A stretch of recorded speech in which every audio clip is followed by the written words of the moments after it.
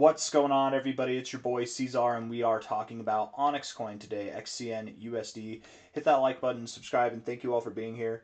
It is the 20th day of February, and here we are sitting at about $0.005. That's roughly half a cent, right? With roughly 9 hours, 52 minutes left in the day. Again, hit that like button. Thank you guys for being here, and let's get into it, okay? We don't have a whole lot to talk about. OnyxCoin is where it has been since really the beginning of this month. We really haven't gone anywhere too much other than this nice exciting spike and then this slow bleed down. We really haven't gone anywhere over the past few months, to be completely fair.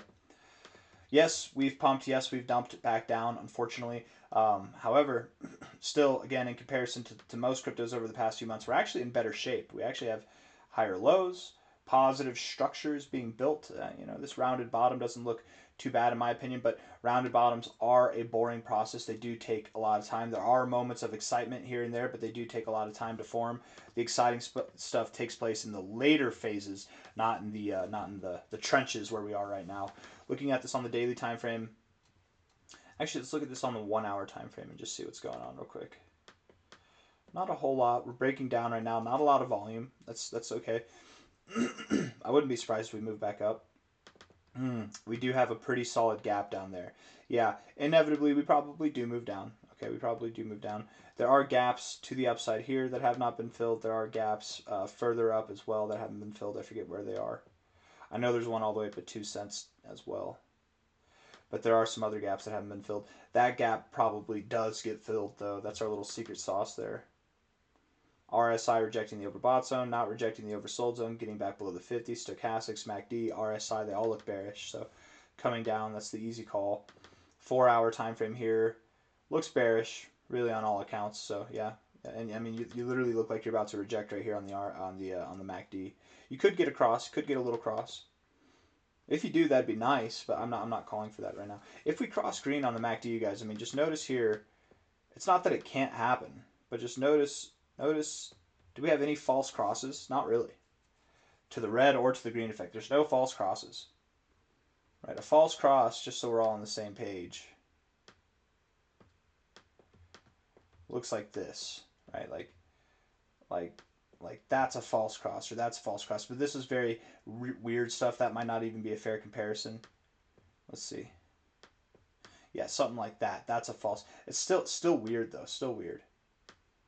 We're probably not going to get proper readings. Maybe that's a false cross. That's a good one there. Yeah, building momentum, false cross, building momentum, false cross. Right, that's that. We don't typically get false crosses on the 4 hour time frame unless we're in like really weird situations. I don't think we're in a weird situation. I think we're in a boring situation. But ultimately, things look postured to the downside. So I'm not expecting a false cross. I'm not expecting that we move up. I am expecting that we move down from here. Moving down implies probably lower lows than this. That doesn't mean lower lows than this, though. Again, when I say moving down, some people think I'm meaning this. That's not what I'm talking about. Of course, that could happen. You never know. Crazy things can happen. OnyxCoin typically doesn't take the highway, the freeway to lower paths, right? It typically takes the stairs. It takes the stairs. It takes the elevator up. It takes the stairs down. It does a very slow bleed down.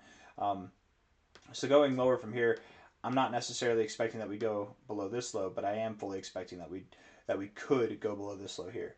00478, was that exactly where? Let's see, low to high. It's exactly at the 786. That's a great bounce. That's good recovery. Man, oh, I keep going back and forth because this looks really good. This does look good right now. The 1 hour time frame doesn't look that good, but whatever. The 4 hour, I mean, let's be real, again, it doesn't look great because there's oftentimes not false crosses. This might be exactly where he rejects, but what if it's not? What if this is telling us, hey, we're about to cross? There's not really that often that we see false crosses. This actually might be a bullish sign. You guys, if we bounce right here, if we recover right here, that actually looked really, really, really, really good. I mean, going below the 786, coming back up to find support on it, on the golden ratio, the 618. Going below the golden ratio, finding support at the 786, coming back up to find support at the golden ratio like this. It's typically bullish structure and can lead to higher prices. It is the weekend. I'm not too optimistic, but there's a little bit of hope there. I wasn't expecting to see this. That's actually, let me get rid of the chicken scratch. this reaction right now, it's a really good reaction, actually. This is exactly what you'd want to see. But if we go back below the golden ratio, technically, if we go back below, technically, the probability that we go below this low goes up. Right? We could go below this low. Doesn't mean we have to go below this low, but also technically, if we go back below the golden ratio, technically the odds of going below this low do go up as well. That doesn't mean that statistically speaking, we're most likely to go below this low. It just means right now, whatever the odds are, let's say they're at 5%, which they're not. They're probably a greater chance than that. But let's say the odds are 5% that we go below this low or this low. If we come back below the golden ratio here, we start closing candles below there, the odds are now 10%, right? They go up. But they're still not likely. It's still not the quote-unquote likelihood to happen. It's just it goes up. With all that being said, all the little jargon and wordplay there, I think going below this golden ratio would definitely make me think that we go below this low.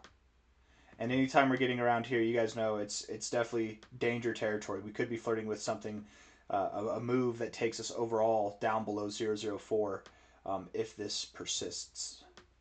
And that still, if we go below 0.004, that would be a slightly lower low. There's still a chance where we get this rounded bottom. It's just we had a different shape taken on here. I wouldn't be totally depressed down there. But I don't think that's what happens. We're just talking about scenarios right now. I'm not convinced that would happen. For now, all I know is if we can hold support here, especially if on a 4-hour time frame we are not closing below 0.005, that's really good. If on a 4-hour time frame we start closing above 0.052, that's really good. So those are good things. We close below 0.005, it's not really bad, but it does make me think that we'll probably go down to 0.0467. If we start closing below 0.0467, that's when we start to get a little bit more bearish, okay? I don't really have anything else to say because it's just scenarios, right? We're in this sideways consolidation phase. Indicators aren't as reliable, but if we're relying on them, they do look a little bit bearish here for all intents and purposes. I mean, if we bounce here in the next 1 hour and 45 minutes, we make a solid move and the next candle's good, the stochastics can look good, the RSI can look good, and the MACD can definitely look good, but it has to happen now. And based on the 1 hour time frame, I'm not completely confident that it does. And again, we zoom out, we look at this on a daily perspective. Overall, we do have this very, very well structured kind of shape. I would say this rounded bottom shape really does come into play and it looks nice. Do we have a curve, right? Something like this. You just connect the dots, connect them up like that. I mean, it's pretty perfect. It is literally pretty perfect right there. It might even be better. Hold on, let me see if I can do this. Maybe from like up here.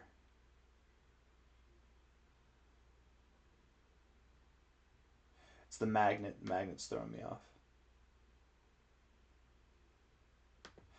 It's pretty perfect, y'all.